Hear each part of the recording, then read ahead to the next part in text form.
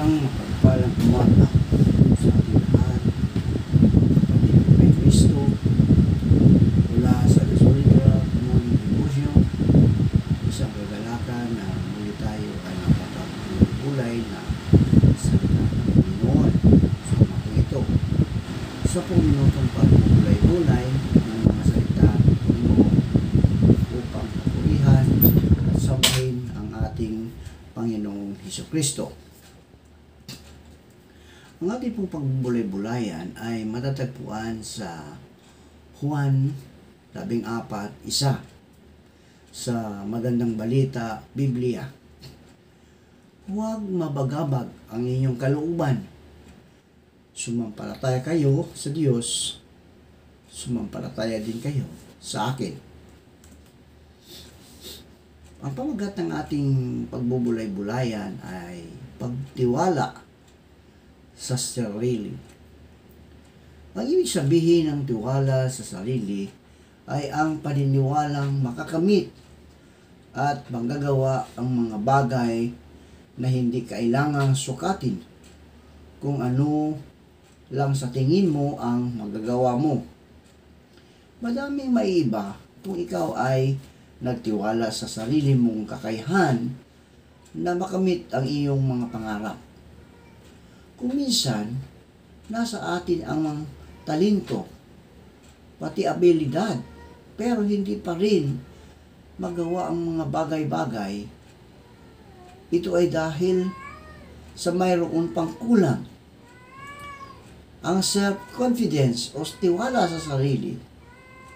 Kaya ang tanong, paano magkaroon ng self-confidence? Tayo po ay manalangin. Maraming salamat, Diyos ko, sa magdamag na pagbabantay sa amin at amin mga mahal sa buhay. Nagpapasalamat din ako sa isa pang araw at pagkakataon na iyong ibinigay sa akin upang makapiling ko ang aking mga mahal sa buhay at maipamahagi sa aking kapwa ang aking pagmamahal at pagkalinga.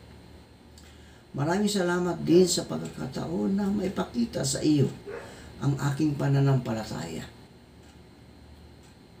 Sa pagdaan ng mga araw, unti-unti ko nauunawaan ang mga dahilan kung bakit mo ako nilikha.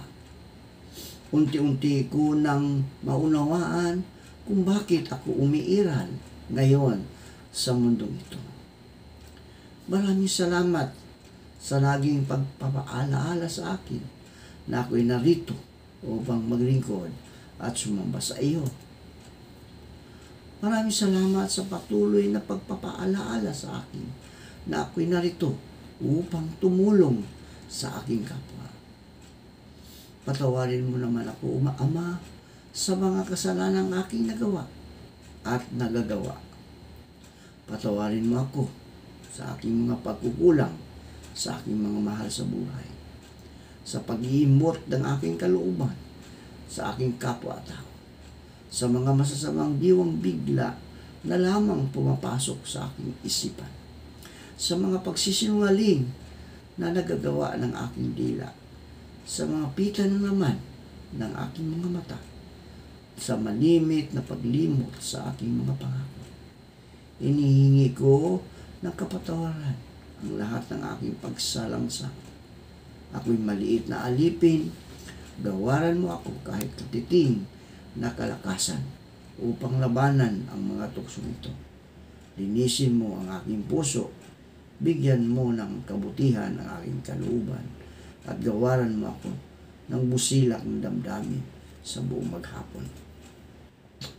Nais ko pong sundin ang iyong kalooban at akala ko pong subukan nagampanan ang mga tungkuling iyong iniatang sa akin sa araw na ito.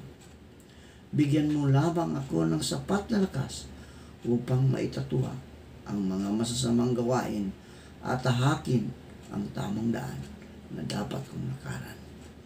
Nakahanda rin po akong sumunod sa iyong kalooban at anumang utos na buhat sa iyo ay aking pong pipiliting sundin. Naway maging matibay ako sa mga pagsubok ng aking buhay. Unti kong malagpasan ang mga unos na darating. Patnubayan mo ang aking mga mahal sa buhay na siya kong nagiging inspirasyon sa mundong ito upang maipagpatuloy ang aking buhay sa pangalan ni Jesus. Amen. Maging positibo ang pagkakataon ng self-confidence ay estado ng iyong pag-iisip kung ano ang nasa iyong isip na kaya mong gawin. Yun ang magbibigay sa iyo ng tiwala sa sarili. Kaya naman, nakakatulong at nakakabuti talaga na positibo ang iyong pananaw sa mga bagay-bagay. Ayon sa Juan 14:1, huwag mabagabag ang iyong kalooban.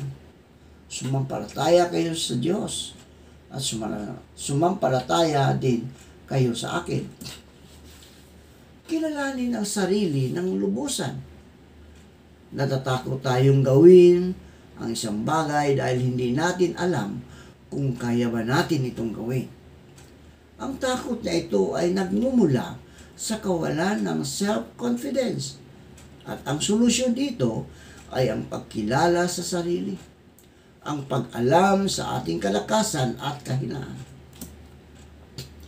Alamin ang iyong mga gusto at ayaw.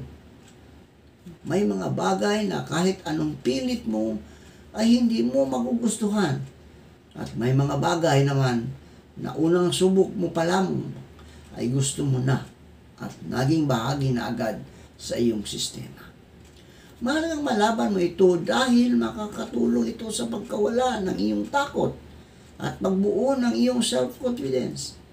Alamin ang iyong talento. Maaring kabilang na ito sa iyong kalakasan. Maging matapang at malakas ang loob. Kailangan mo ito para sa pagsubok ng mga bagong bagay. Huwag kang matakot. Maraming magagandang maidudulot sa iyo ang pagkakaroon ng tiwala sa iyong sarili at maaari mo pang makamit ang iyong mga pangarap sa buhay. Madami mga tao ang nakamit na ang kanilang minimiti dahil lamang sa pagtitiwala sa sarili at pagiging positibo sa buhay. Kaya ngayon, dapat ikaw din kapatid, kaibigan, ay magkaroon ng tiwala sa sarili at sa iyong mga kayang gawin. Manalangin tayo. Salamat Panginoon sa panibagong araw sa buhay.